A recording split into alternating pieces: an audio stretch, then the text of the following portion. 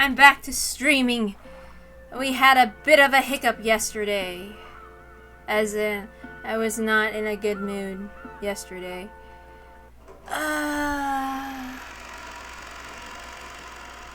anyway, let's start the reading. Alright. The rain was still pouring down as hard as ever. God damn it! Stupid ass phone! My phone fell! Okay. Let's try this shit again. Okay. The rain was still pouring down as hard as ever. This weather was supposed to continue all day tomorrow as well, which made me feel a bit depressed. Oh wait, given the time, I should say today, not tomorrow. But that doesn't really matter now. I'm sleepy. With half-asleep eyes, I opened my umbrella. A large... Wait a minute. Is this Battler or is this Natsu? Guys, I'm a little dumb.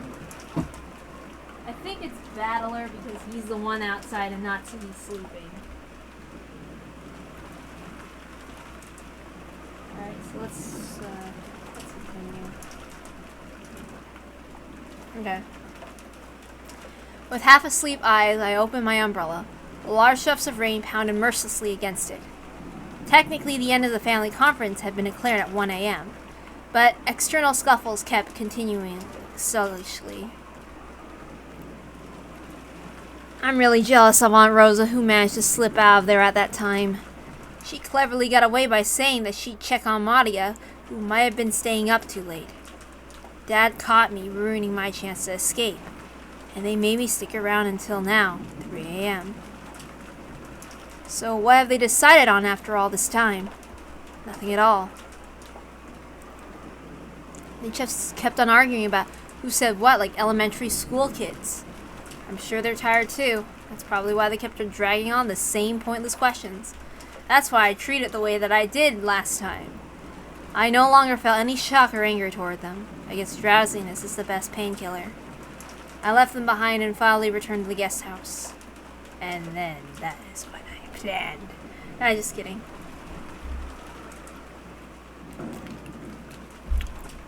When I got back to the guest house, the first floor lounge was lit. I could even hear people chatting inside. Apparently some people were still awake even this late.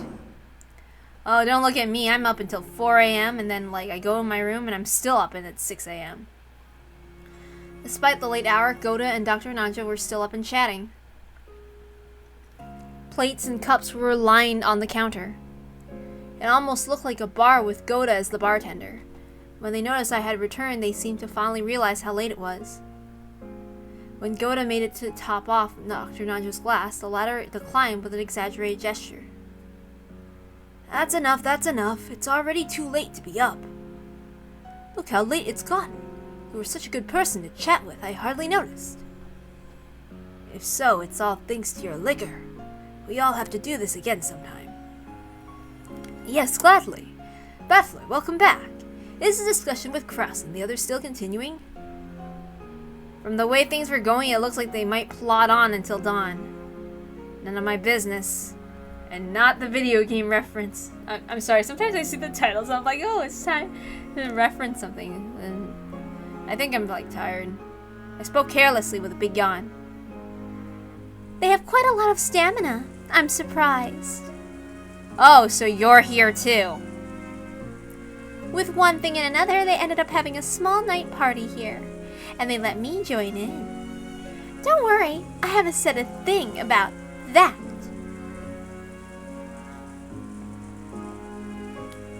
Erica could be seen on the sofa.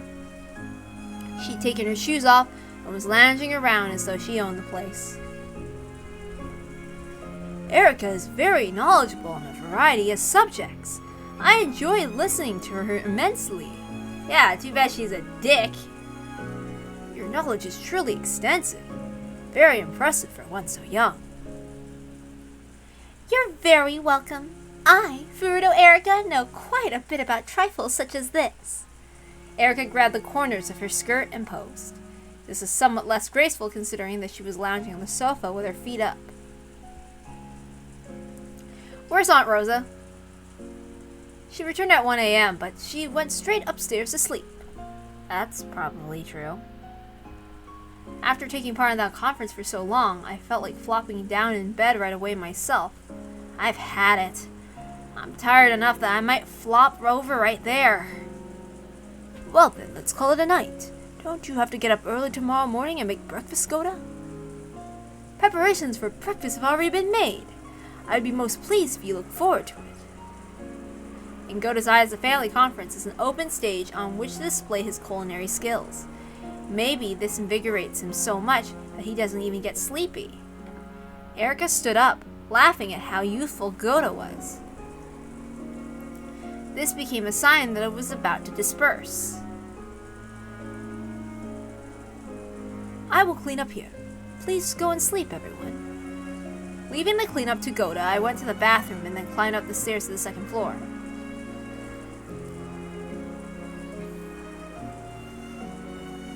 Good night, everyone. These old bones may have stayed up a little too late. Good night, Dr. Nanjo. Good night, Battler. Yeah. Good night. Good night, bitch. Then in the second floor hallway, we split up. Dr. Nanjo went to his own room. Erica went to her room to be a creep. And I returned to the cousin's room, away from the creep. Why am I saying that? Why am I being so mean to her? Trust me, I am not mean without justification. I couldn't hear any sounds of playing coming from our room. Could they have fallen asleep already? No surprise at this time of night. If they were still playing, they would have been staying up too late. When I opened the door quietly, as expected, the room was already pitch black except for a small nightlight. Everyone was already sleeping in their beds. I'm sure they all had a great time and played a ton. Then they probably talked about youthful things and enjoyed staying up late. If only I hadn't found the gold, I could have enjoyed my time with them. I'm already tired. So tired. Forgetting to even change my clothes or brush my teeth, I crawled into bed. Battler, that's not good for your teeth. And immediately began to descend into the marshes of sleep. Today's been so insane. I wonder if that old bastard's still in that family conference now. How does he not get tired? Come to think of it, what was that old bastard saying that when we parted company? Tomorrow there's something important I want to talk about as a family. It's about you. I'm sure it's more stuff about being the successor. I don't even want to hear about it. If I tell you about this, I'll probably be killed. Oh, episode 1 reference again? I'll kill you whenever you want, you old bastard.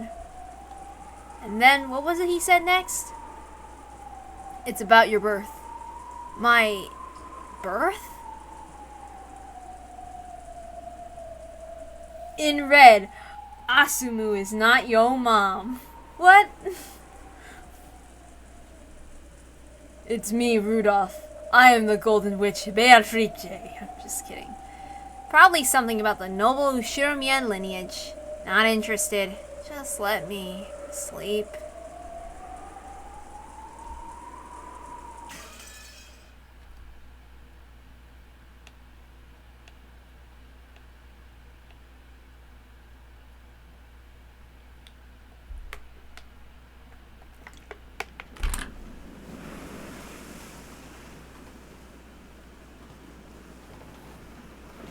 The sound of crashing waves, the sound of the tide surging, the noise of the sea breeze.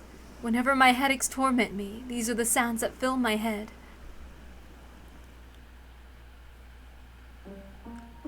Unable to bear a successor, I was in a very difficult position with regards to the Ushiromiya family. Whenever I heard of a drug or incense that would make you achieve pregnancy, I tried it, but nothing had any effect. Until I was blessed with Jessica 18 years ago, I was ashamed to even call myself a wife. Oh, Natsuhi. I will marry with no child. There's no shame in that.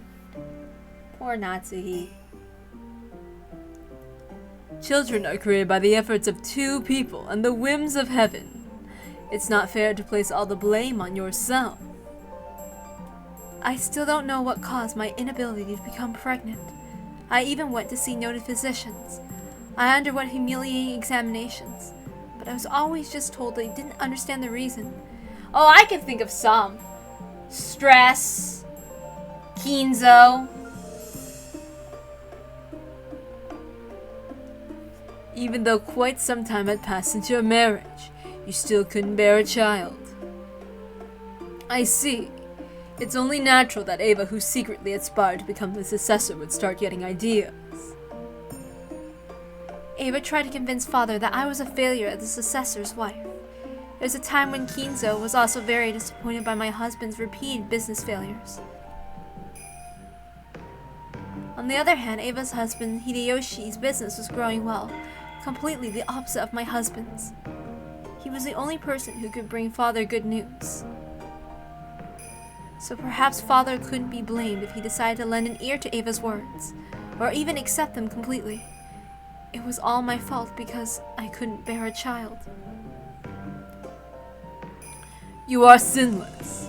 Aren't babies of this country carried here by storms? If anyone is to be judged, blame the storm. Thank you. However, even though he was still in a good health, the head was already well past his prime. It's not hard to imagine that he wanted to see his grandchildren's faces as soon as possible. Oh, please. He only gives a shit about... Beatrice! Who cares? If he wanted a grandchild, he could have just done what he wanted with the appalling amount of money he had. This is Kinzo, the man who always bragged about how money could create anything. If he wanted a grandchild, why couldn't he just manage something with that money he was so proud of? Yes, that's right. The head gave up on me when I couldn't bear a child, and did just that.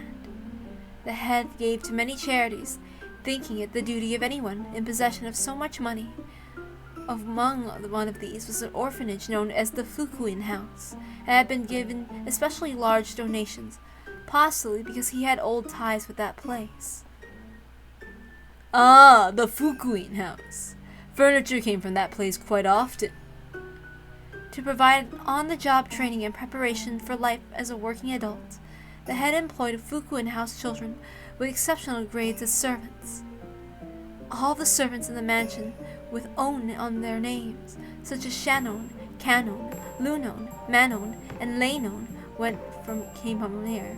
Leon came from here. Okay. Oops. All the servants in the mansion with "on" in their names, such as Shannon, Canon, Lunon, Manon, and Leon, came from here. There's quite a lot of them, weren't there? Though most quit after just a few years. That's probably because a few years of wages from working here would earn them more than enough to live on their own. Experience as a servant for the Ushiyamiya family would be a wonderful thing to add to their resume.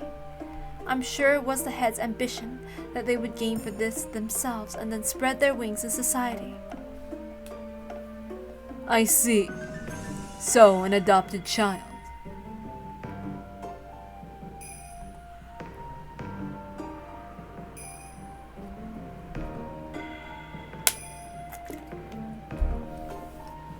Father! What did you just say? Accept this baby as my grandchild! Oh, there. Apparently that baby Kumasawa was trying to soothe didn't like the study air at all. It kept on crying, upset. My apologies, Father. What is it that you just... Accept this baby as my grandchild, and raise it to be one who will succeed Kraus. In other words, you want me to raise this baby as me and my husband's own child? That's right! It's clear now that you cannot bear children! Fuck you, Kinzo! There must be some sort of defect in your body! Fuck you, Kinzo. Fuck you. Go fuck yourself. Just like you should do that in episode 3. Just fuck you all over. Oh, there. Oh, there. As though she couldn't hear our discussion in the slightest, Kumasawa kept on trying to cuddle the baby. This made it cry even louder. What nonsense. If all responsibility of giving birth to children rested with the woman, there would be no need for men in this world. In other words, Cross suffered from having a small urethra. No way, this isn't King of the Hill. I've never forgotten the bitter pain I felt that day. It's not as though I didn't want a child. However, no matter how much I prayed, I couldn't get pregnant. Thinking that something to do with my body might be the cause, I went to see several famous doctors, but even so, no matter how hard I tried, I couldn't become pregnant. And in the end, this was the result. I see. I don't really. Okay, I'm gonna say this. Okay, I am a Natsuhi apologist. Of course, I understand the baby as well. Okay, the baby is my favorite character. One of my favorite characters. The baby is one of my favorite characters. I'm just gonna say. The baby had been picked up by the Fukuin house just recently. Of course, you couldn't help but feel compassion for this child, who was so young and who had already lost its parents' affection. However, it brought me nothing but pain and sadness. It had been another story if I had suffered to bear this child. But why should I be forced to hold this baby, who not only shared none of my blood, but who was not related to my husband the slightest either? I do not hate father. If anything, I hated my own body. I detested it. I truly detested my own body for being unable to bear a child. So I prayed. I prayed to both angels and demons, and my wishes were granted by both. For what did you pray to angels? I prayed for a miracle in my body. If there was something wrong with my body, I could accept that. In that case, I wanted to overcome that defect and somehow be granted the miracle of being given my husband's child. That wish was granted. The next year you gave birth to Jessica. And for what did you pray to demons?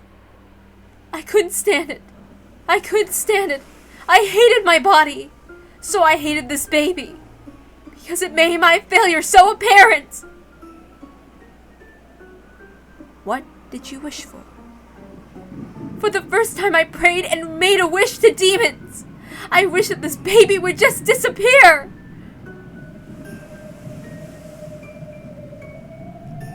I mean, okay, I understand. I'm not advocating for whatever Natsuhi was doing here. Because I understand how she feels. It's wrong for her to do what she did. It is. But at the same time, like, she wouldn't have been driven this far if it wasn't for fucking Kinzo. Fuck that bastard. I fucking hate that motherfucker. Okay? Alright. Let's continue.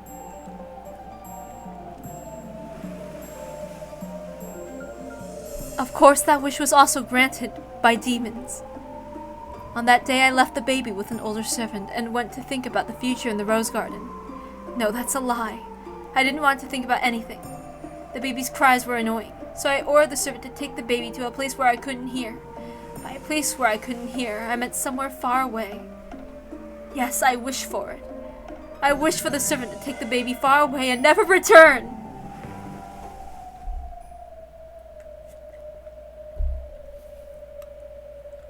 I'm not saying that Natsuhi is the best mom, but I really, yeah, okay, it's obvious I'm very attached to her.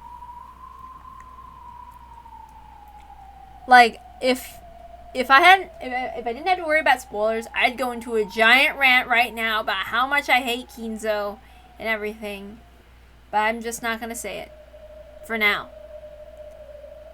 I will go on one of these large rants one of these days. I will. Anyway, I see. So a passing demon heard your wish, Natsuhi. And then what happened next? After that, there was a bizarre accident that could only have been granted me by a demon. The woodland path from the rose garden to the harbor is probably well suited for a comfortable walk. It must surely feel good to occasionally leave the path and walk through the grove of trees depending on your mood. However, couldn't that path be fairly hard to travel on when taking a walk with a baby in your arms? There was a cliff on the other side. It was about 10 meters tall, I think. It was rocky below, and there was also a fence there. Does it seem at all likely that the servant went to the trouble of walking there holding a baby, and then leaned against the fence? The only conceivable explanation is that she was lured there by the beckoning of a demon. She was lured there, wasn't she? By a demon who heard your wish. And then the servant and the baby. They died! They fell from the cliff down to the rocks below. No, they died because I wished it. That means this is... It isn't your fault. There's no need to think about it any further. But it happened because I wished it! No, that's wrong. Even if you wish for something, whether it comes true or not is decided by the whims of gods, demons, and witches. You are sinless. Humans are sinless. You can even say that I killed them.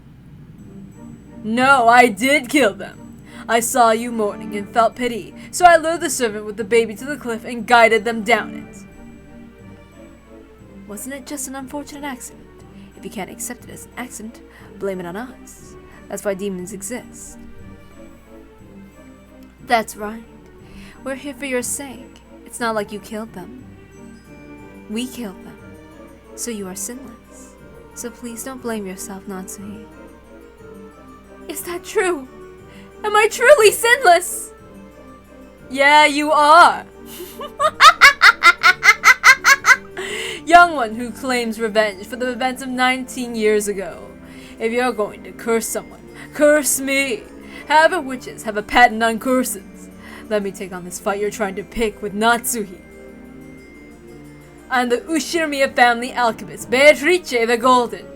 If anyone picks a fight with the master I serve, I will fight in my master's stead. Revenge for 19 years ago, you say? I'll show you that is hardly such a blink of an eye for a witch who's lived for 1,000 years. So you hate Natsuhi for wishing for your death 19 years ago. Let me make you remember just who it was that lured you off that cliff.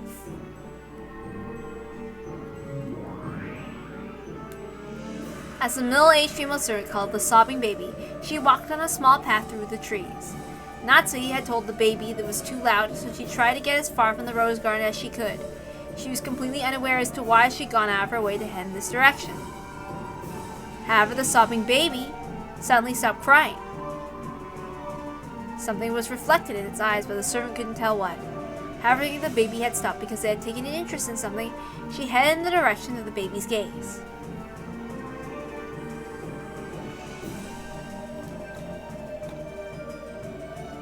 The baby had seen a cloud of gold butterflies disappearing off into the trees, and on the other side of the trees, the servant could see a woman. Who? She didn't recognize this person, but it didn't look like anyone who was supposed to be there.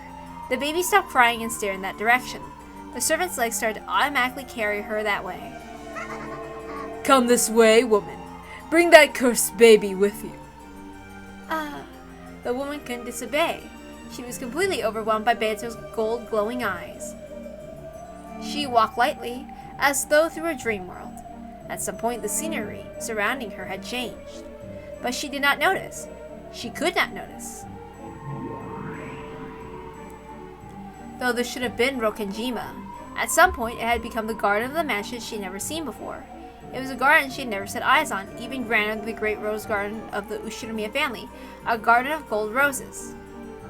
There stood an arbor, and a woman wearing an elegant dress beckoning her. There was a man who looked like a butler, and the tea he poured with a beautiful gesture had a very nice enticing smell. It was as though they were telling her to join their tea party. She couldn't disobey. She had to go to the master of this golden rose garden and give this child as an offering. Forgive me, woman. Curse your bad luck for being entranced by a witch. As surrounded by these gold roses, which you should never be able to enjoy in this world, sleep. Gap. Yes, understood. When Gap snapped her fingers, a pitch-black hole opened at the woman's feet. She was swallowed up along with the baby. The scene of the moment that fall must have burned itself into the eyes of the woman and the baby. The two floated in the air and looked down the gold rose garden spread out below them. Below their feet was not the earth, but the gold rose garden that stretched as far as the eye could see without any gaps. If one could have seen this scene imprinted in their minds as the last memory, this would be such a merciful way to die. Then the woman and the baby were swallowed up by the golden sea. The thunk was remarkably plain and remarkably quiet for a sound that stole away 2 lives. However, it made for a perfectly suitable show at a tea party of witches. But the woman and the baby at the center of the gold rose garden was slowly swallowed up by the darkness. The sound of the wind grew stronger bit by bit. Is that TV static? What is that noise? It was the roar of the sea. The two, fallen into the thicket of gold roses from that great height and died, were gradually wrapped up in the roar of the sea, wrapped up in the scenery of the beach below the cliff. I guarantee it. You are completely sinless. I accept this revenge from 19 years ago.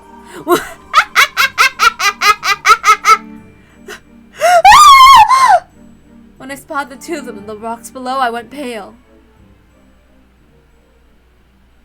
Then I dashed back to the mansion, and there was a huge uproar. They took them to the hospital in a boat as soon as possible, but from that height, it was a miracle they had even avoided an instant death. Both the servant and the baby died. In less than 3 days from the time Father had entrusted me with the baby, I killed it! My husband had been on a business trip. Rosa, who had still lived on the island at the time, had been traveling with her friends. Father and I were the only ones on Rokenjima. And before anyone except Father and I really knew anything, a baby had appeared out of nowhere and then disappeared again. That's right. It was a dream, a nightmare. I was sure that Father would blame me. However, he seemed somehow strange.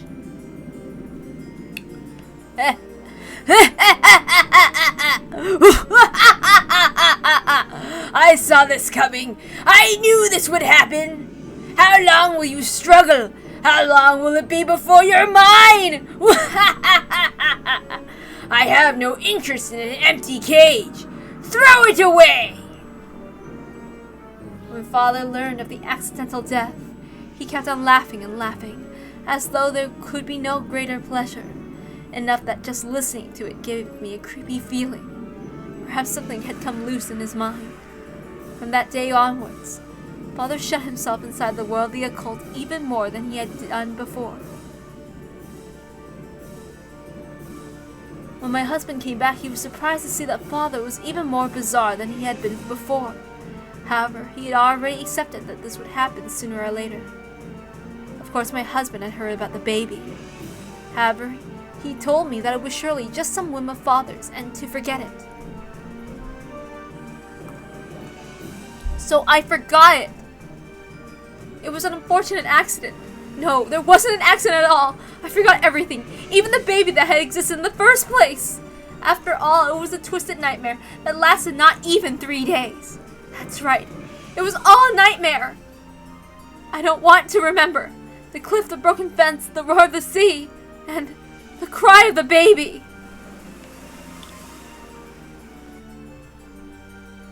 So this baby is the baby from 19 years ago. Of course not. I killed that baby. It no longer exists in this world. However, there's no red truth in the human world. Nothing can be trusted there. That's right. Better definitely killed that baby. However, you might find out that if it's alive in the world of humans, whether it's really alive or not, right? Do you mean to say that it actually survived after falling to the rocks from that height? I don't know, but calm down. No matter how much this person hates you, it was an accident, and that's the truth. If he does hate you, his hatred is completely unjustified. But, even if I didn't lay a finger on him. Inside my heart, Calm down. No matter who the man was from 19 years ago hates or what he yells at you, there's no way the sin he's actually after occurred. So calm down. Why don't I welcome the man from 19 years ago as my guest? Just when the riddle was solved and I thought my job was finished, I've got to entertain this final guest of mine. This begins to grow more interesting. Not only are you protecting Lord Goldsmith's secret, but you also have a 19th guest, as well as a man from 19 years ago. True, since we claim that Kinzo is alive, Erika is the 19th person. And besides that 19th person, we also have a man from 19 years ago? How interesting. I'm getting all fired up. We have no lack of opponents, and I was just lamenting the fact that I had but one guest at my tea party. Come, you fool!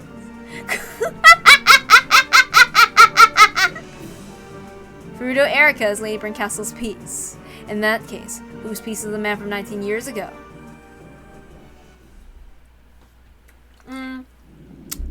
I feel like I was missing something. I think for some reason I feel like either the game or maybe my mouse clicked too fast, and I think we skipped over the Ogyonkyo tip from Rosa, because she was talking about the capital from the Kyoto.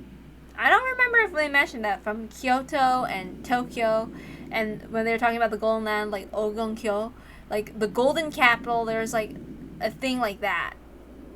It switches near the end of the epitaph compared to when it was talking about the Golden Land with the characters.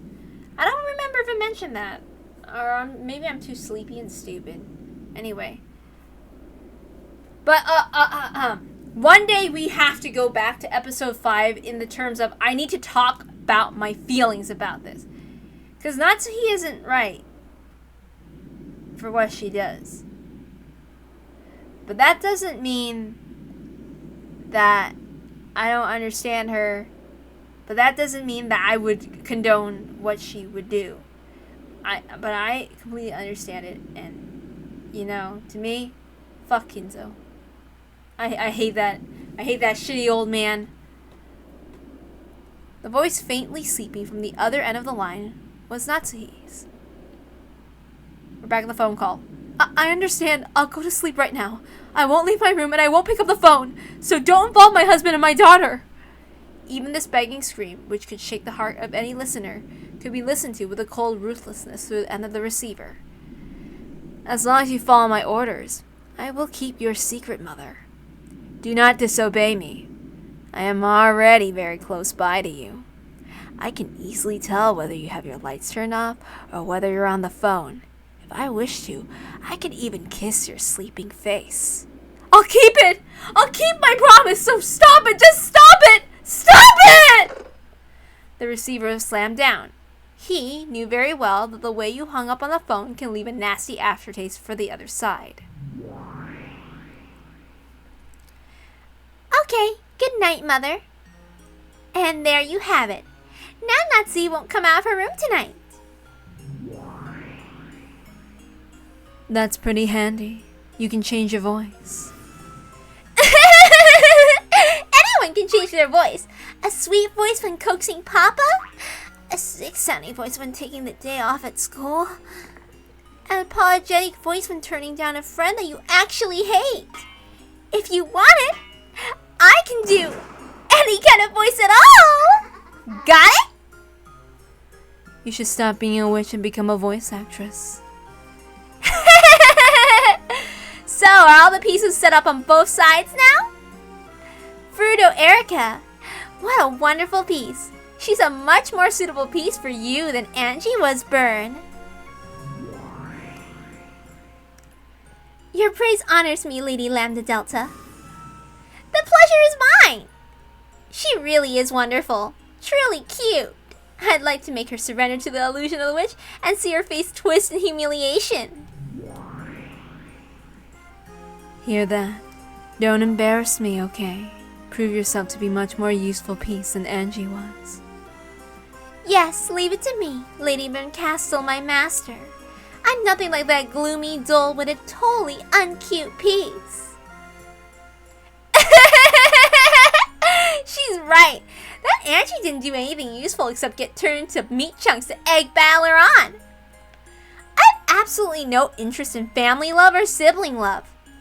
The game I want to see more is more gruesome and sticky. A grotesque, pop, and cute murder case. If Natsuhi's the king, then I wonder if that makes Beato the queen. The pack of witches and furniture guarding Natsuhi is less like a chess piece and more like bowling pins, right? Natsuhi and Beato, Kinzo, and the illusions of the worthless furniture. Entertain us a bit, will ya? Especially you, Beato. We're already bored of you. This legend of the witch murderous game of yours is over already. Your time is over and done with. This game board already belongs to Bern and me. It suits you to be reduced to one of our pieces to be toyed with for all eternity.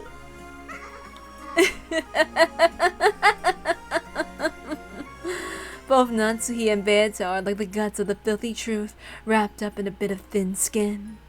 Tearing that to bits and dragging out the insides is one of our few pleasures. Yep, you get tons of fun with it. Hey, are you watching, Beatrice? Look at how much fun can be had playing with our game board. Let me show you.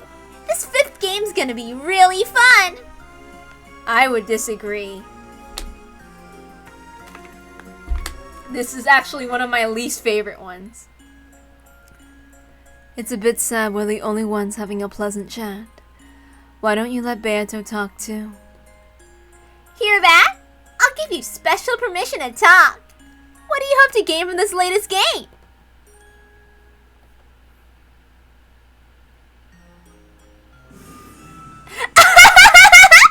She said nothing.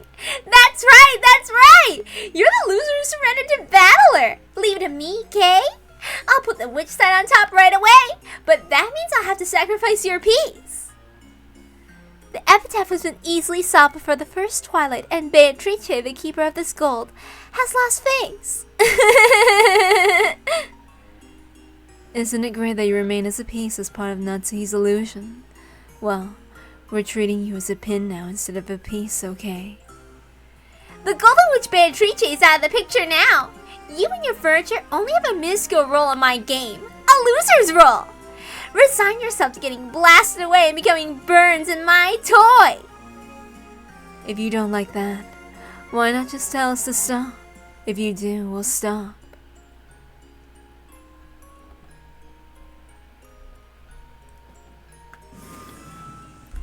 She's saying she doesn't mind. You're totally a pin.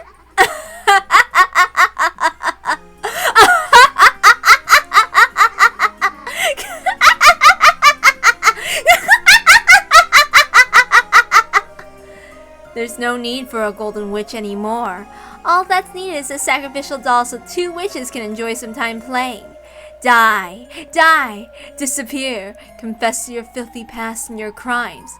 Speak out your sob story of regret and repentance as you throw yourself off a cliff and die. The Golden Witch will never have her turn again.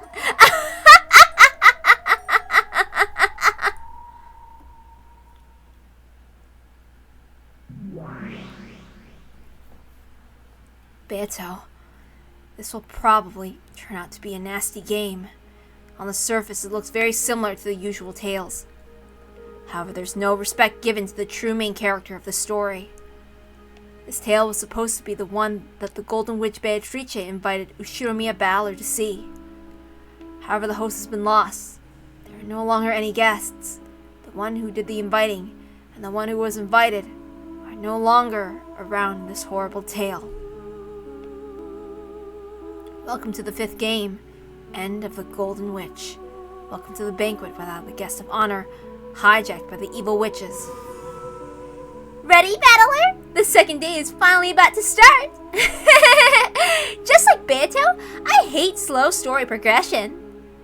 Just do what you want. No matter how much you mess things up, I'll definitely reach the truth of this game. It has to be that way. You've got to fight for your little sister's sake as well. Don't worry. Lady Lambda Delta is far more terrifying opponent than that fool Beatrice, but I'll be giving you plenty of support so there won't be any problems. Together with me, why don't you finally expose the illusion of the witch this time? I don't give a damn about you. I won't acknowledge anything that didn't exist in Beato's games, so I don't need you. Is now really the time to act tough? Oh well, let's both give it our all, okay? Together, let's tear this illusion of the witch apart! Erica offered me her hand to shake. Instead of just passively ignoring this, I gave her a proactive and clear answer by knocking her hand aside. Looks like he hates shaking hands, just like Angie. Don't worry, I'm far more useful of a piece than Angie. I'm nothing at all like shredded meat that couldn't do anything but restore your fighting spirit.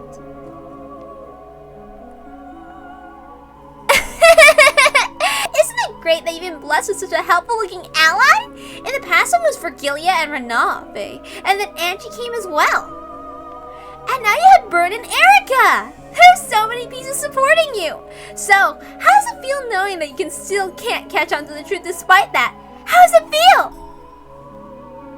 It doesn't matter. This battle is between me and Beato. Everyone else besides us doesn't matter. Oh, is that true? Are you finally standing on your own?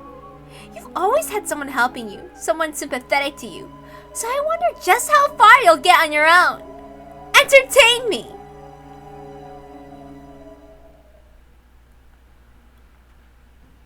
I'll grab it and take it back. This is our game. You two aren't wanted here. Yes, that's true. This is your game. So try taking it back. Let's see how far someone like you who couldn't even win Beato's games when she went easy on you all over the place can get in Lambda's completely ruthless game without any help. Well then, wake up, Ishinomiya Battler! Welcome to the morning of October 5th!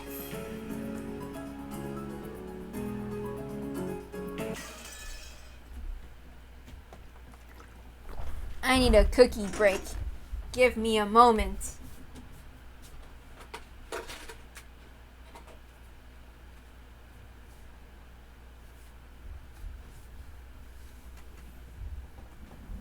The second day, October 5th, 1986.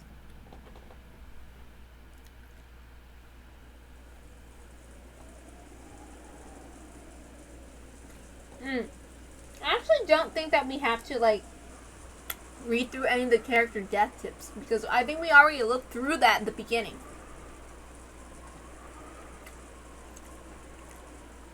So it's not important.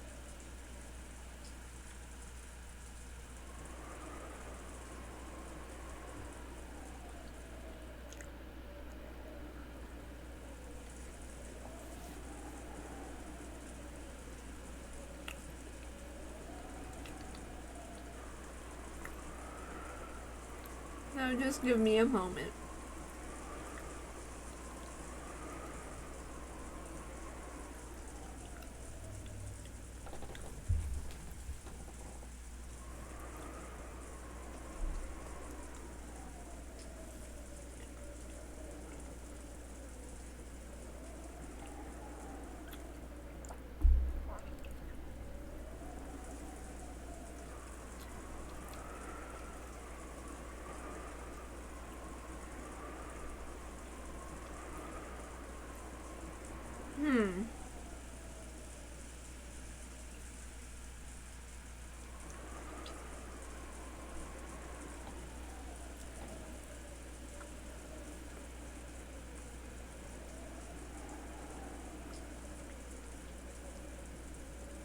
Okay, my cookie break is almost over.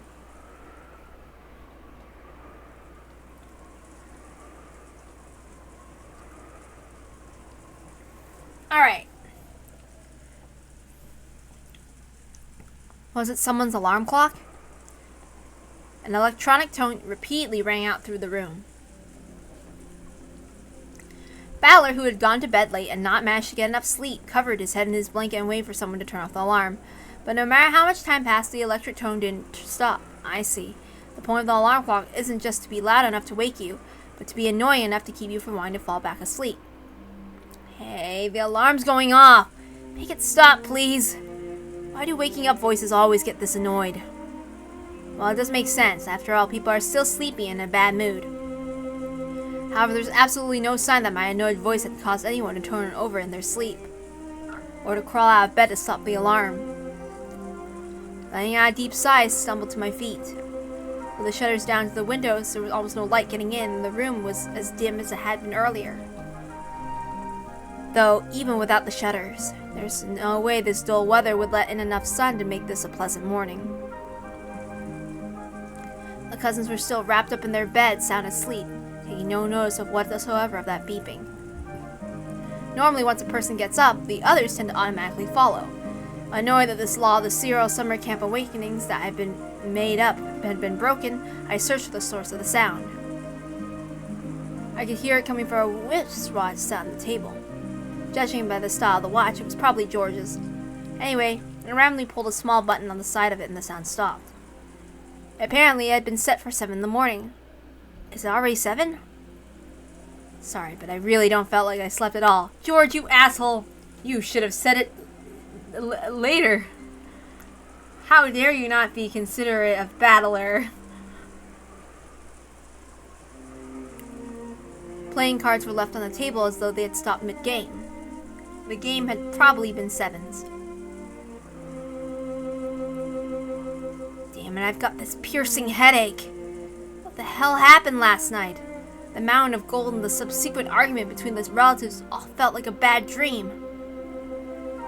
So stupid. Breakfast normally came at 8. Now wasn't a bad time to start getting up and getting dressed. Even those adults probably won't argue in front of the cousins. In that case, I'll stay with my cousins all day long.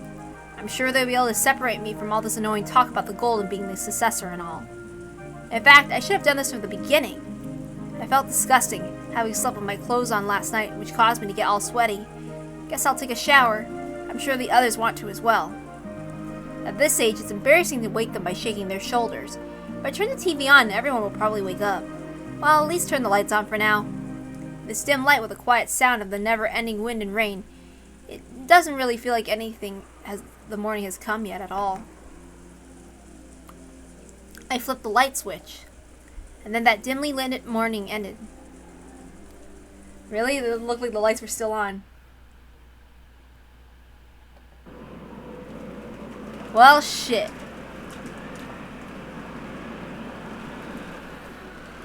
George! George! This is just too horrible. How could anyone get away with something like this? As they clung to Aniki's corpse, which would never wake again, Aunt Ava and Uncle Hideyoshi cried. That's enough. Do you think George would like the two of you to see him this way? Of course not. Aneki, I know how you feel, but let's have Dr. Nanjo handle this. You don't understand! George was killed! George! George! Ah! Dr. Nanjo's right. We mustn't keep staring at George in such a state. This is for George's sake. We have to restrain ourselves for now. While Aunt Ava tried even harder to cling to that corpse, Dad and Uncle Hideyoshi dragged her away and had a heated debate with her beside the wall. No! George! Dr. Nanjo, help him! If he's lost too much blood, do a blood transfusion! George and I are the same blood type! I beg you! Dr. Nanjo! Ava, it pains me to say this, but your blood can't do George any good now. Dr. Nanjo shook his head slightly and nodded across to where I stood, giving me a signal. I softly put the blanket up, covering George's corpse. His neck was split wide open. It was probably larger and deeper than his mouth. Would covering up that part make the corpse look neat and clean? Of course not. A large amount of blood loss had stained the bed a horrible red and black, and even covering him with a blanket couldn't hide the traces. After all, even the blanket had large red-black stains, and covering him with it made his corpse look even more gruesome. So I stripped the blanket off of my bed and placed it on top of the first one. But there were only 2 extra blankets, so if we covered one or more of the corpses, we wouldn't be able to cover any more. I feel bad about the ones we can't cover, but for some reason, times like these make me feel like muttering a complaint about being unfair inside my head. Kyrie, put blankets over all of them. We want them to catch cold. Sure. Kyrie and I started covering the other corpses to their heads with their blankets, just like George, so they wouldn't have to undergo any more shame with their terrible wounds exposed like this. In one bed rested Jessica. Jessica was exactly the same as George, though she appeared to be resting quietly in the bed. Her neck had been sliced deep, and the wound lay open in a brutal way. Maria was the same. And not only Maria, there was one more victim, lying on the same bed as though they'd been sleeping alongside each other, was Aunt Rosa. George, Jessica, Maria, and Aunt Rosa. In this room were 4 humans who had been killed, their necks sliced open. They'd probably been like that since last night. I returned without noticing anything, gotten in bed and fallen asleep. All of them had a horizontal cut across their throats. I had been forced to see all the way into the depths of those gashes in everyone's throats. At worst, the wounds might have been deep enough to stretch halfway through their necks. If you try to open it up, you'd probably be able to see the gash had reached all the way to the bone. Only the wounds were the single gashes on each neck, so if you just covered their necks with your hand, you might be able to persuade yourself they were merely sleeping. But even so, this frighteningly deep wound was incredibly gruesome. There's no such thing as clean and dirty in ways of killing. All methods of killing are equally brutal, but even so, the brutality here is just horrible.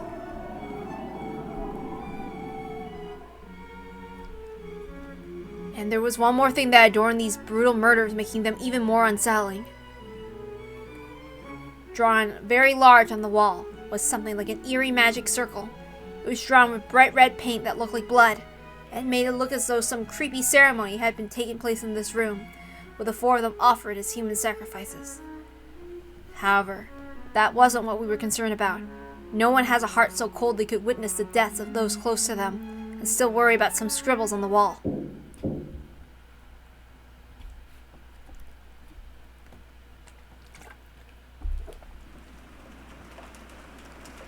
Good morning, everyone! Oh, what a wonderful magic circle!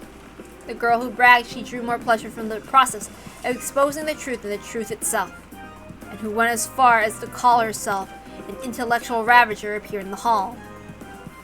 When she saw that extraordinarily creepy magic circle in this gruesome room, I heard what was unmistakably a sigh of admiration escape her lips. "You don't come in here!" "I just heard about it in the corridor. It's 4 people who've passed away, correct? Allow me to express my sincere regrets." On Erica's face. No, that's not it. It was in her eyes. In Erica's eyes, I could see an indiscreet smile. And that was hard to describe. She found this interesting. She found the outbreak of a crime interesting. It was like a smile of a kid off to the side of a stage just before her turn to appear in a school play. Sorry, Erica. We're busy at the moment. Could you please wait in your room? Well, we can't have that. It's the detective's right to investigate the scene. We're saying that we have no business with you, and that's the time for outsiders like you to stand back. In my personal opinion, only third-rate mysteries have a suspect who tries to interfere with the investigation and then turns out to be the culprit. Who gives a damn about what you want? Get out! You aren't wanted here! Erica, I'm really sorry, but could you go back to your room? We're busy right now. George! George!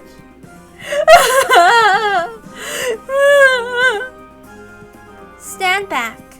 I can't investigate the scene like this. If it's necessary, we'll do it ourselves. The police will do it. Like hell you have any right to bring any more shame to everyone's remains that's already been endured.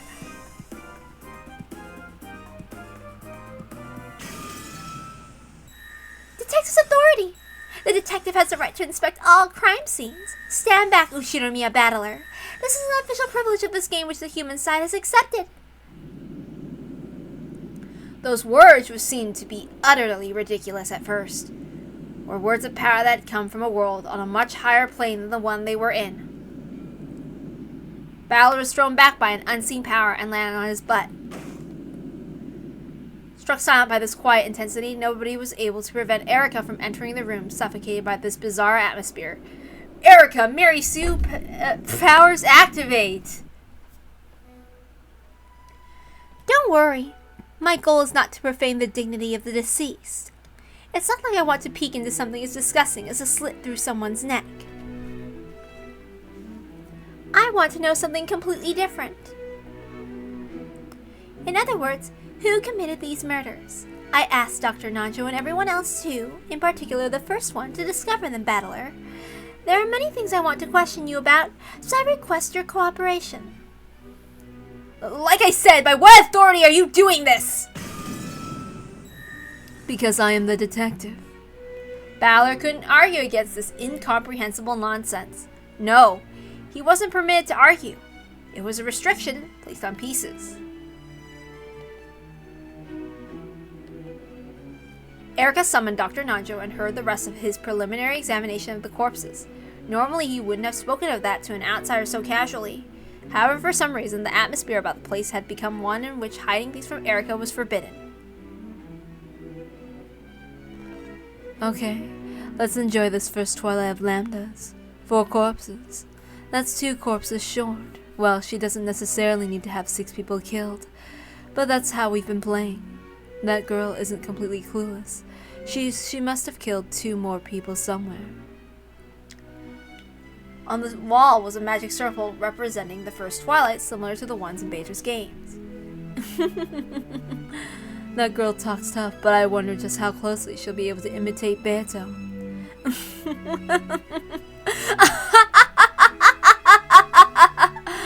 That Hebrew sure is crappy. It isn't written exactly right.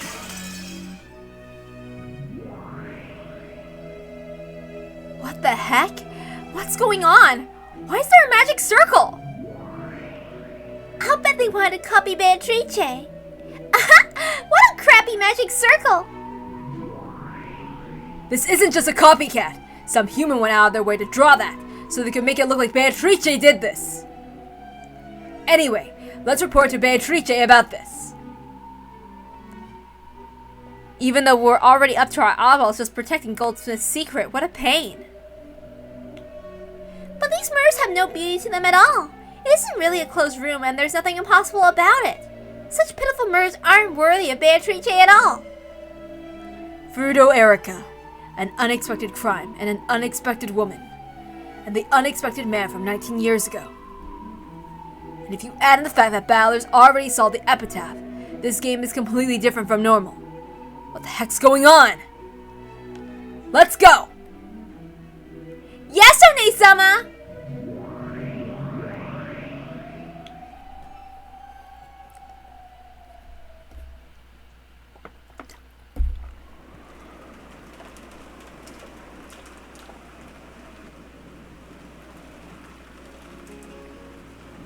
In the kitchen, Goto was preparing a wonderful breakfast at a brisk pace. Yay, food! The main dish would be herb omelets. Even simple foods could become an invigorating feast under Goto's skillful hands. He would pre-cook everything beforehand and prepare the food in the dining hall before everyone's eyes.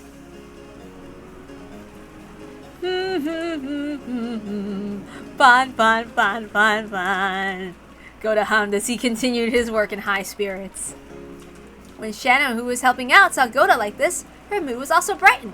Wow, they're getting along! She arranged the salad in a neat little pattern and showed it to Goto. How is this? I think it makes the tomato look a bit cute. Very nice. You really know what you're doing, Shannon.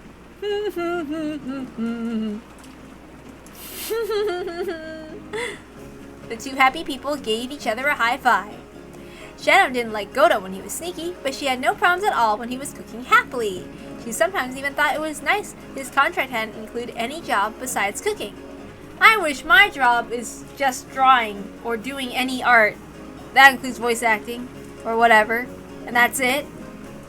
That I enjoy and not video editing, which is a pain in my ass because I have so many videos to edit. If that had been the case, he wouldn't have had to get in a bad mood doing unnecessary jobs. The dining hall is ready. You can carry it in whenever you want. We're almost good to go, so please get the serving cart ready.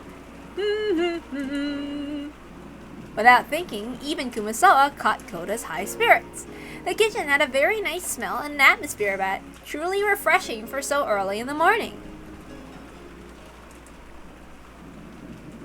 Then Kannon came back, grumpy even in the early morning, just like he always was. Kannon and Genji were in charge of getting many things ready for the morning, such as opening the curtains. However, Kannon was alone today, so it had taken much longer than usual. I'm done.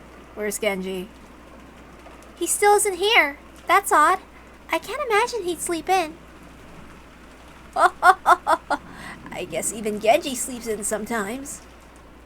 That's rather careless of him, considering this is the middle of the family conference. Kannon, could you wake him for us? Yes. I wonder what Genji's face looks like when he's half asleep. Let me go with you. Even though Goda had asked her to get the serving cart ready, Kumasawa plodded off after Kannon, slyly skipping work. As Kannon muttered about how Goda was the one who slept in all the time, he headed for the servant waiting room. So you didn't waken up this morning, Kannon? Last night I fell asleep while still in the servant room, so I didn't return to the waiting room. Last night, Kannon had dozed off in the middle of his late-night shift, falling asleep in the servant room. Shannon had been kind enough to put a blanket on him, but that just made it so warm that he fell into an even deeper sleep. So he hadn't returned to his bed in the serving waiting room the previous night. Because of that, he hadn't met Genji even once this morning. There was a knock on the door. Genji, it's Kannon. Good morning. Oh my, I wonder if he's still sleeping. Pardon me. When he tried to open the door, Kannon noticed something strange on the upper part of it. What's that, packing tape? A small strip of packing tape was stuck along the side of the frame of the door, almost as though it was sealing the door shut. Furthermore, there were notches made with scissors along with the center of the packing tape, so if you opened the door only a slight amount, it would be torn apart. Also, written sloppily across the packing tape with a thin pen was what appeared to be someone's signature. It was written in a very intricate and decorative manner, so even if it was a signature, there was no way of telling whose it was. It's probably some sort of prank. I don't get it, but there's no use worrying about it now. Genji, pardon me. The packing tape was torn apart, and he opened the door. It wasn't as though anything happened when it split, so the two quickly forgot about that strange tape. The room was dimly lit. The lower bed of the two-level bunk bed still had a lump under the blanket. Apparently, Genji was still sleeping. Good morning, Genji.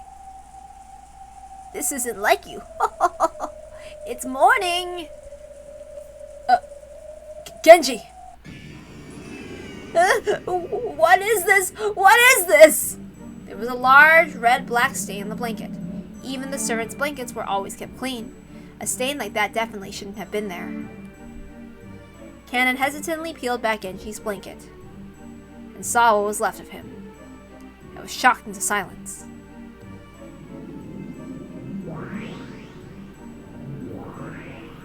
What the heck? His neck's been cut open! It's thin. You wouldn't be able to leave a cut this deep without a fairly long blade.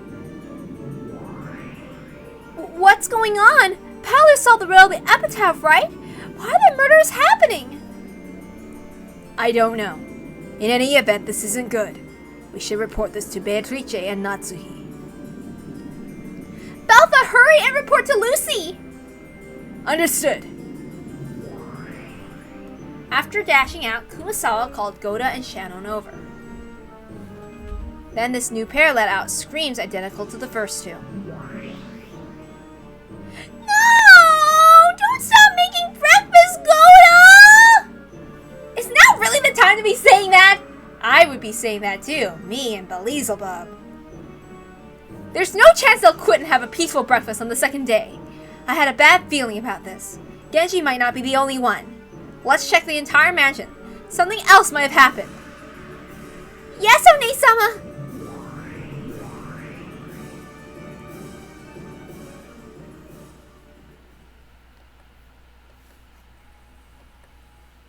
Natsui sprang awake at the sudden sound of the phone. Even Natsui was surprised that she'd woken up. She thought she spent the whole night being unable to sleep out of the fear that the mysterious man might come in at any moment. But she dozed off a second before she knew it. Of course, Natsui didn't feel rested at all. Though she groaned from the dull pain in her head, which hadn't gone away since last night, she managed to get out of bed. Morning, Natsuhi. Morning. And what a horrible morning it is. Don't worry. No one tried to enter this room. I see. Thanks for keeping watch all night. Even so, that didn't mean she'd be able to sleep peacefully. The continuing ringing of the phone made her headache throb even more strongly. I think you should probably answer the phone. And then, I've got some bad news to report from my sisters. Let's leave the bad news for later. I'll answer the phone first. Natsui shook her head to wake herself and picked up the receiver. Then she regretted not listening to Lucifer's bad news first. Because she wanted the first thing she heard on the phone this horrible morning to be something better than this. Morning, Mother. Did you sleep well? The voice that told her this horrible morning, this nightmare would not stop. I kept my promise. I've been holed up in this room this whole time. Of course I haven't been on the phone either. But you did pick up the phone just now, did you not? Well,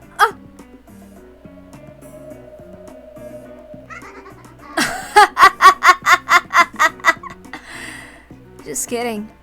This is a morning call I am giving my beloved mother. Morning, Mother. How far do you intend to mock me? Natsui gripped the receiver so hard it creaked. I wanted you to leave your seat so I could set for the party. Thanks to that, everything's ready now. Of course, you are the main guest, Mother. What are you planning to do? That is for you to look forward to. Do not worry. I will not keep you waiting. It has already begun. Oh, right. Wait a sec. There is someone I want you to hear. Huh?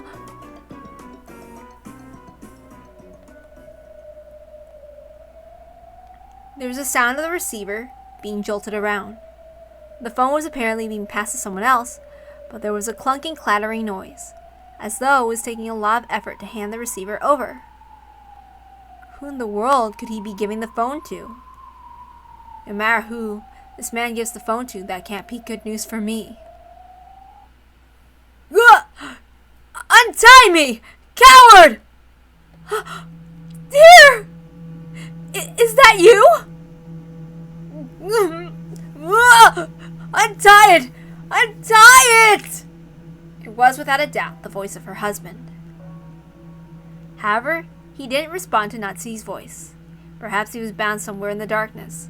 Perhaps not realizing that Natsui was on the other end of the phone, repeatedly demanded that he be untied.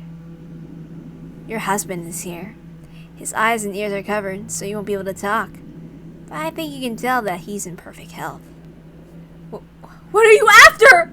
Let my husband go! I will let him go tomorrow. If you keep 2 promises, that is.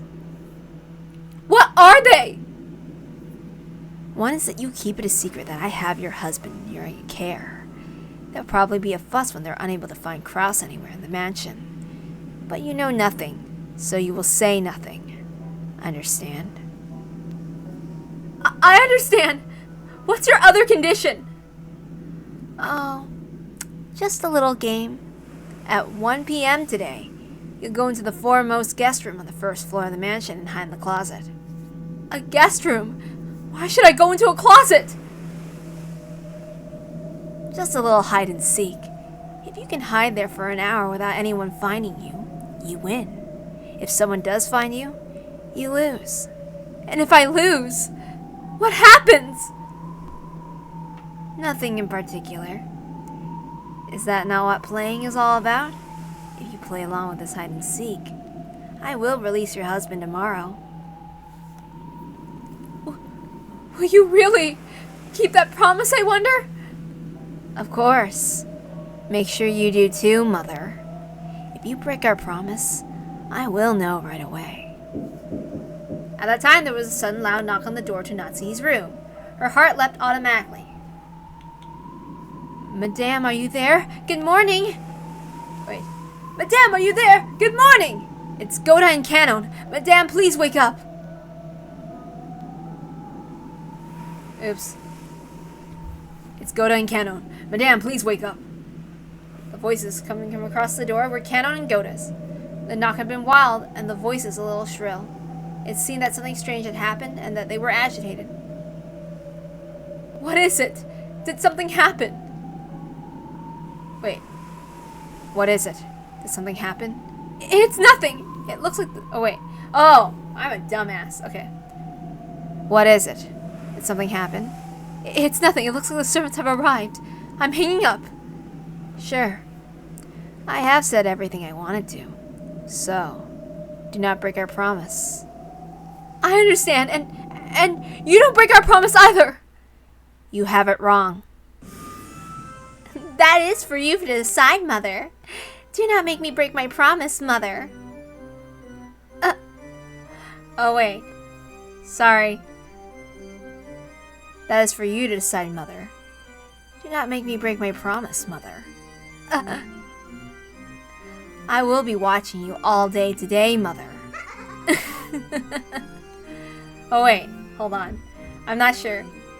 I will be watching you all day today, Mother.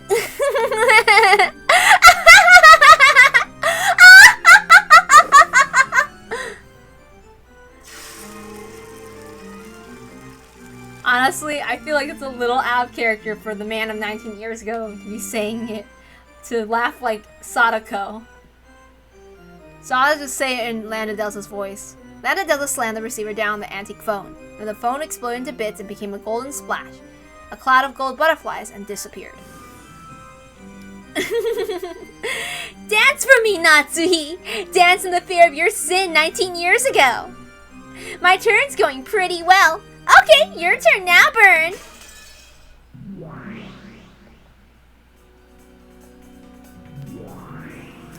I'm sure this is a waste of time, but let me confirm whether correspondence with the outside world, including reporting this to the police, is possible or not. It's impossible to make use of the external line. It looks like you can use the internal line. It's impossible to use a boat inside the typhoon. Guess the closed room circle is complete now. Congrats! You're a full detective now, Burn! When the police intervene, they sometimes steal some of the detective's authority. However, with the construction of the closed circle and the existence of the police had been denied for all eternity. From now on, the authority of the detective piece will be totally guaranteed. Yeah, thanks a bunch. Then I guess it's time to get this game started. Erica, you're the main character. Now begin. Even Genji. 5 people have been killed. Yes, and it was so horrible. It was exactly the same as the 4 in the guest house. The neck was sliced open with a terribly sharp blade. To think that even though I had a midnight shift, I didn't notice anyone suspicious. Don't blame yourself. If you bumped into the culprit, you might be the one dead right now. On top of that, the phones aren't even connected. I doubt any boats will come in for this weather. This is serious.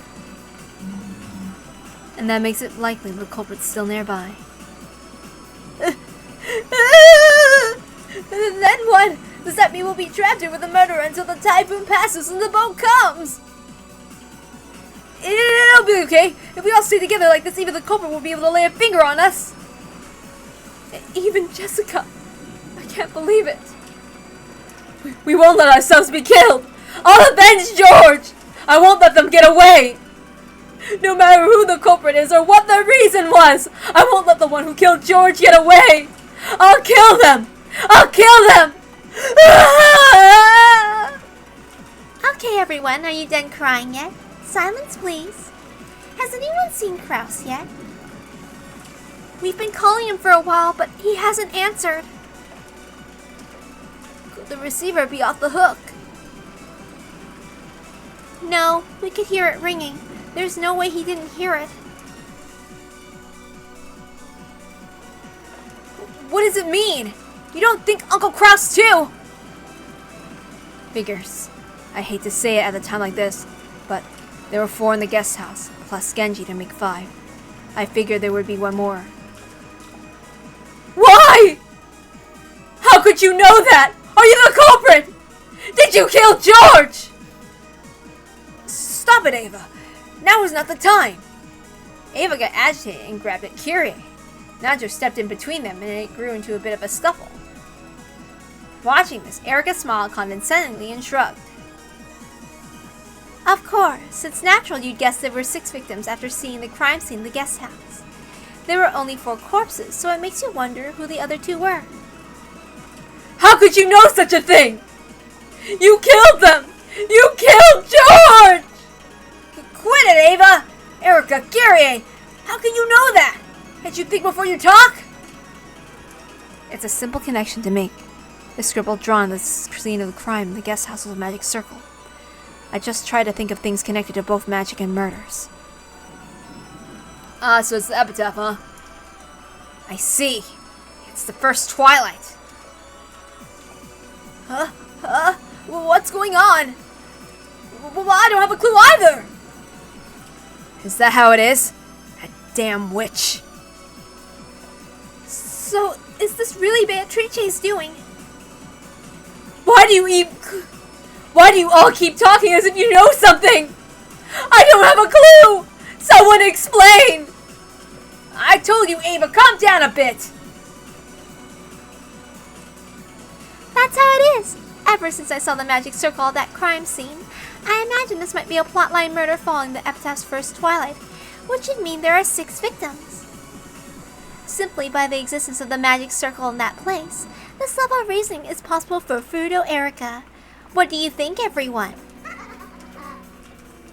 So Uncle Kraus was also killed? We can't be sure of that. Kraus isn't the only person who hasn't come here, right? There's one more. For just an instant, Natsui's brow furrowed. So she had been able to avoid the topic of the study after all. You don't mean Dad? Hey, someone must have contacted the study, right? Of course we called and even knocked on the door, but there was no answer. Father's immersing himself in his research. He sometimes leaves the receiver off the hook because he doesn't want to be called and even ignores any knocking. But the phone was ringing. Anyway, let's first check to see if my husband's safe. Let's go to his room. Natsui stood up in a flurry and dashed out into the corridor. Rudolph and the others immediately chased after her, telling her to wait. Come on, let's all go together. In both third-rate mysteries and third-rate horrors, people who tend to act alone die first. Yeah, the scheme is just the same. Beto really is third-rate. Oh, but in third-rate disaster movies and third-rate action movies, people who act alone do survive, right? Weird.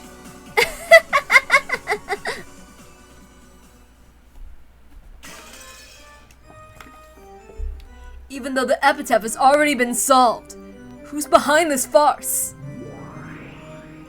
It might be the work of this man from 19 years ago, who ought to be Lady Lamdadus's piece. Ah yes, that can't be true.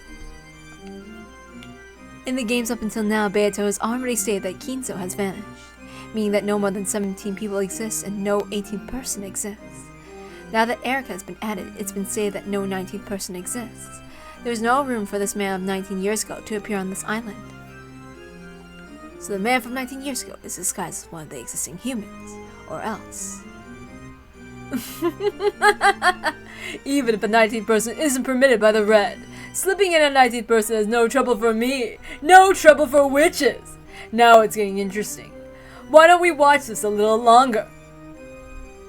Still, those two witches have finally started to do whatever they please with my game board, haven't they? Didn't you know that would happen when you invited them? As a witch, I have the same dislike for boredom as they do. Even the unexpected brings the kind of joy a witch expects. Very well, bring it on.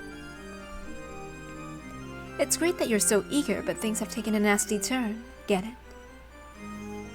Indeed. Perhaps this isn't the best time to wait and see what happens next. I know that. At this rate, Kinzo's existence will become an issue once again, and the barrier around the study won't last long. That isn't all. Things are going to get even worse. See, move 1, move 2, move 3, and then you're cornered. Natsui. Gap whispered something into Beta's ear. Beta's mouth slowly widened into a grin. Erica, bring everyone together is actually convenient for us. All darkness outside the range of observers belongs to us demons. This may be the only time to make that move. Natsui is the king. She can't move far, but we cannot allow her to be taken. Let's take the initiative.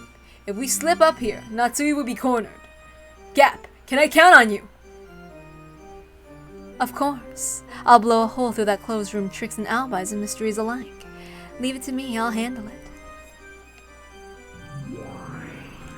Gap was swallowed up along with the chair she sat in into a pitch black hole that opened on the floor and disappeared. After that, a hole opened on the ceiling and spat just the chair back out, returning the place to the way it had been. This is becoming troublesome. I see. Against Lady Lambda Delta, even I am nothing more than a mere piece. So in the early game I must worry more about the expansion than losing or taking pieces.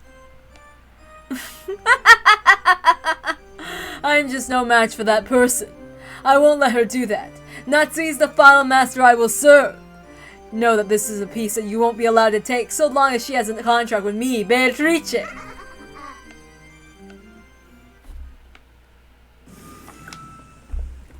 Crassus' room was empty. The bed was too. But massive bloodstains similar to the other crime scenes remained. But there was no corpse. Nope. Then he isn't dead.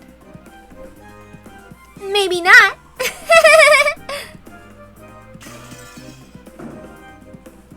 What's going on? Where's Nissan? Judging by the bloodstained bed, I don't like to think about it, but we should probably assume he was killed and had his neck cut open, just like the people in the guest house. Probably, judging by the amount of blood loss. It's hard to imagine he's okay. But where did Kraus go? Large amounts of blood stained on top of the bed, but there were no similar marks on the floor to the room. Whether Kraus had been seriously wounded and wandered off somewhere, or killed and carried somewhere, they had no clue where this somewhere might be.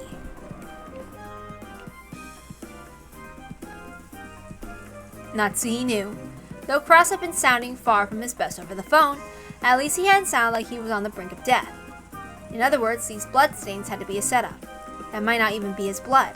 However, just what was this man thinking? What was this supposed to be? What the heck? So the first twilight there were 6 sacrifices. Was Kraus in the habit of locking his door? We just came in without unlocking it. Yes, Kraus also has a habit of locking up. At this house, Madame has ordered all the non-public areas be locked. How many keys can unlock Uncle Kraus's room? In addition to the one key Kraus held, there are the master keys. Oh, all that stuff about keys is a pointless argument. Did you forget that Genji is already a victim? His master key is missing. That means all the locks in this mansion are meaningless. How boring. In other words, no closed room mirrors have existed or will exist in this mansion. Sheesh. This is going to be a pretty boring mystery. Erica laughed off this murder in disappointment as though it was something she was watching on TV. I can't understand it. Why is her world so different from ours? It's almost like she's in a separate dimension from us. But was Jessica also like this in a bed? Yes, that's right.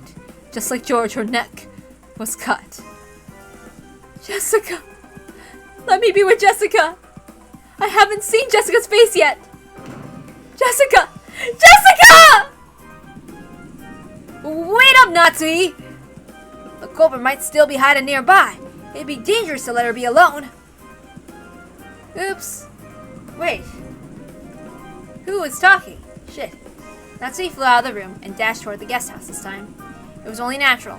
Nazi still hadn't seen Jessica's dying face. Everyone probably thought that. Of course, even Nazi was half thinking that. The other half was her desire to shift everyone else's attention away from that study. Strange crimes had occurred, and the gold had been discovered, and some relatives had even recommended Ballard to be the successor.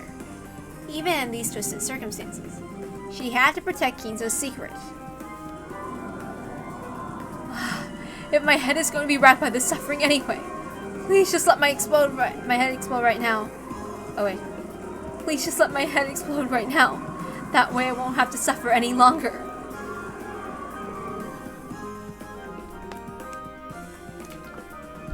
So everyone, for Natsu's sake, let's return to the guest house for the time being.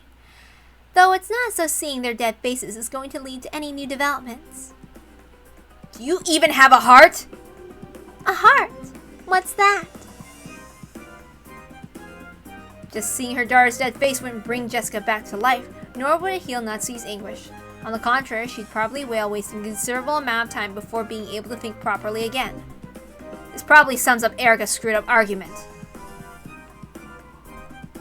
Just seeing their dying faces won't lead to any new developments? Like hell it won't! Beta species have already brought about an interesting change.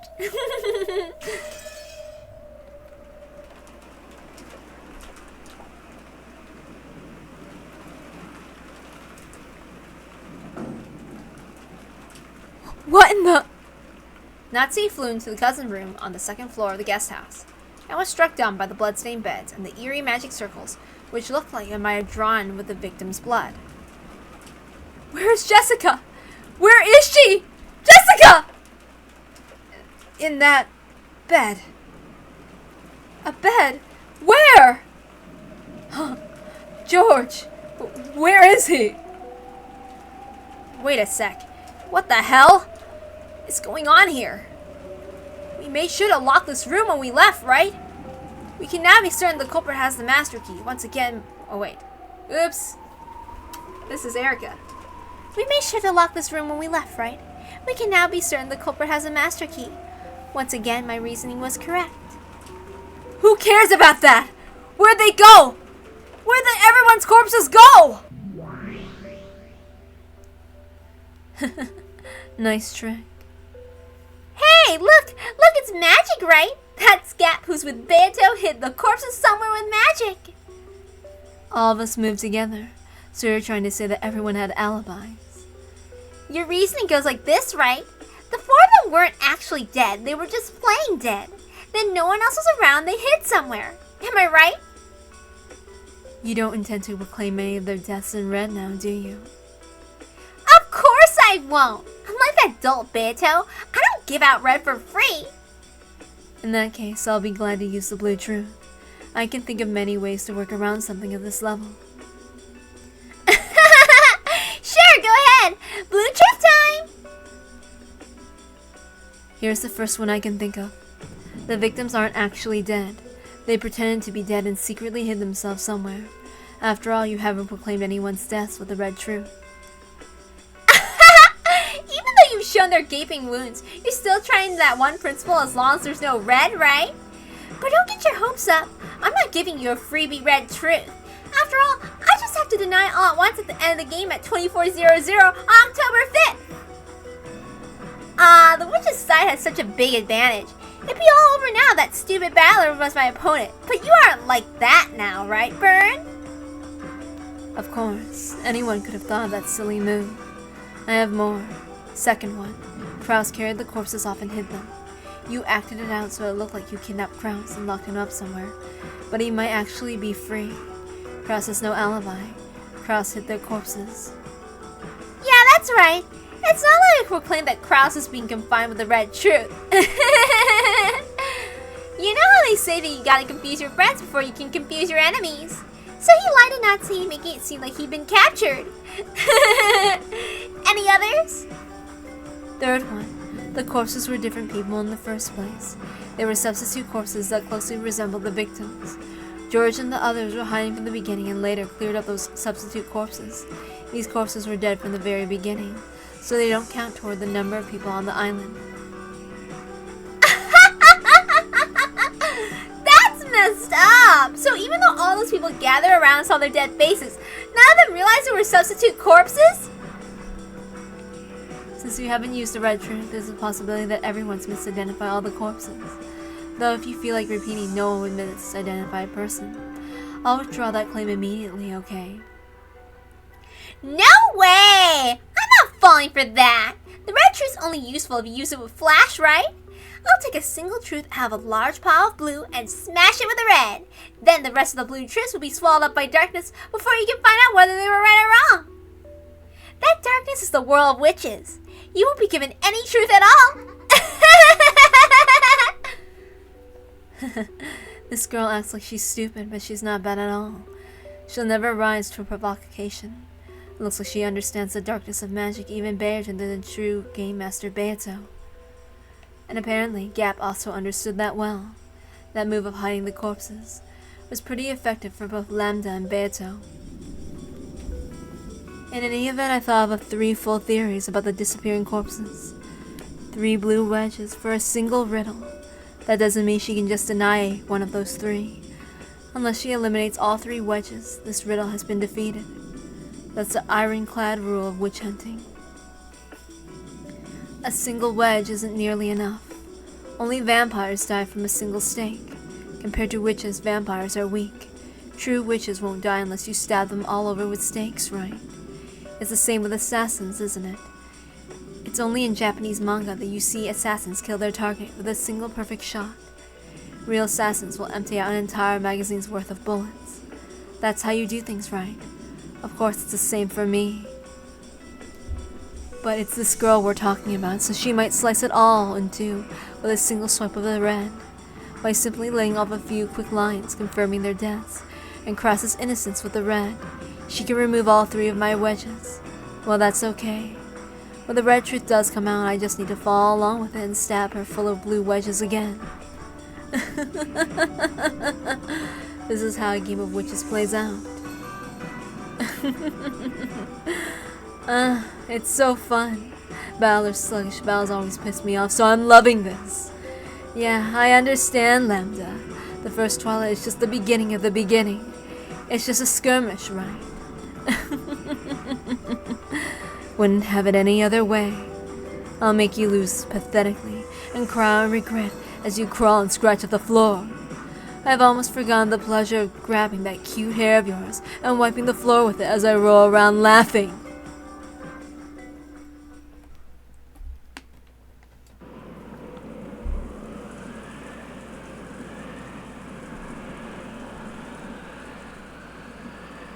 The servant waiting room in the mansion had once again gone silent. There lay Genji's corpse, which had been completely covered with a blanket. In the ceiling of his cramped room, a pitch-black hole appeared.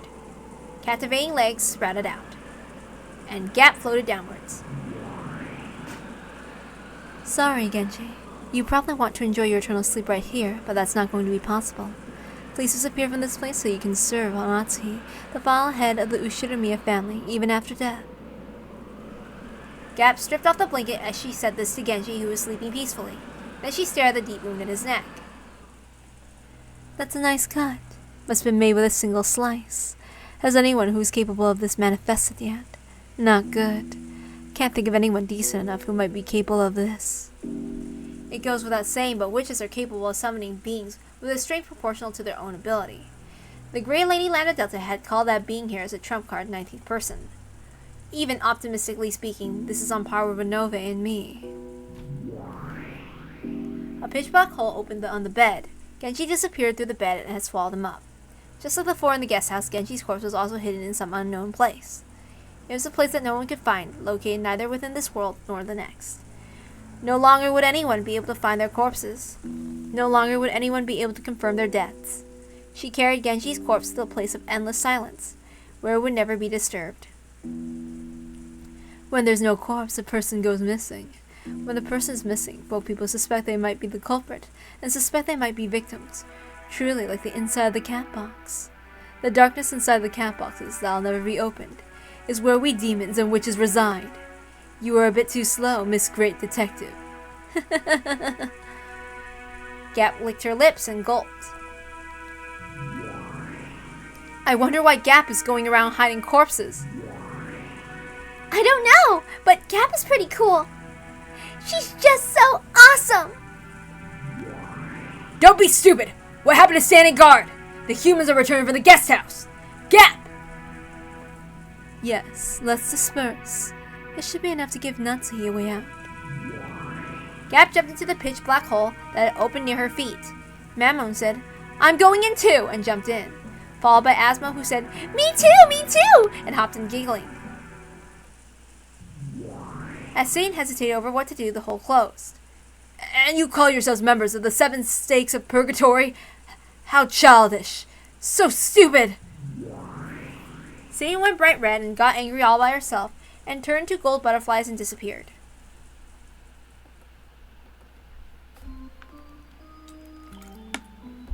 It seems Gap has succeeded in moving the 5 corpses. Well done. However, the next part is tricky. They would probably be somewhat surprised at the disappearance of Genji's corpse, but their interest will most likely swing back to Kinzo's study after that. There are 2 keys in this study. It's fortunate that Natsuki is in possession of both. If she had left one with Genji, it'd probably fall into Lady Lambda Delta's hands by now. It seems that Lady Lambda Delta has no intention of hiding Kinzo's death.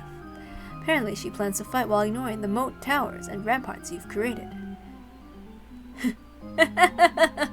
This has become a strange triangular confrontation. We are all each other's enemies, but we'll sometimes join force without notice. In a 3-way fight, just when you think it's 2 against 1, it suddenly becomes 1 against 2. That's what it's like. That Chinese battle royale. Don't you think it's like the records of the 3 kingdoms thing? Oh, Dynasty Warriors. I'm just kidding, okay. No. But... Oh, the Longzhong plan. That's quite a sophisticated analogy to hear coming from you. There were 3 empires in the records of the 3 kingdoms, weren't there? Wei, Wu, and Shu, right? That sounds just like us. So which empire won out in the end? The power that gained control in the end was the Jin dynasty. The 3 empires you mentioned were all destroyed. Huh. I didn't know that. I thought one of the 3 empires won. Didn't the Wei have an overwhelming advantage? They had the position of emperor stolen from them, and their empire was subjugated and destroyed. The Shima clan, a noble family that the Cao Cao invited in as advisors. It's not Cao Cao, it's Cao Cao, okay? The C is a T. It's confusing, yeah. So I don't know. That's Mandarin for you. I forget how it's said in Cantonese. I think it's Cao Cao or I don't remember. But if you call it Cao Cao, well, nobody will know what the hell you're talking about. That is a Chinese speaker. I mean, my Chinese isn't that great myself. My sister had to correct me. Eventually gained central control in the power struggle and took over the country. So they were invited in as advisors, and they seized control.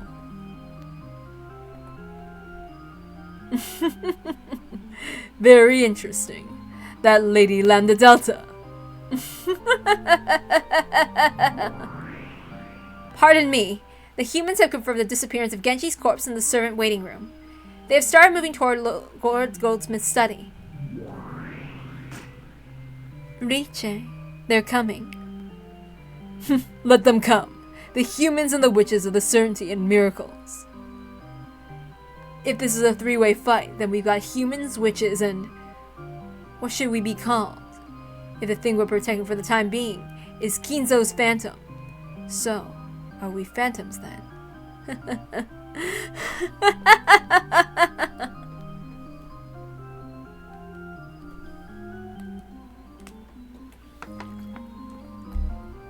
I don't know much about the 3 dynasties or whatever, but there is a novel.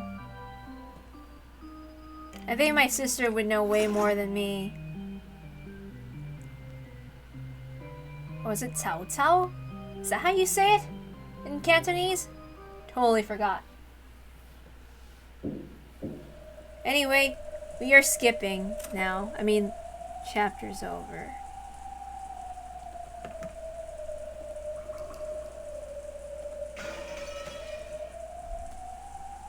Any other tips? No. Alright, good night.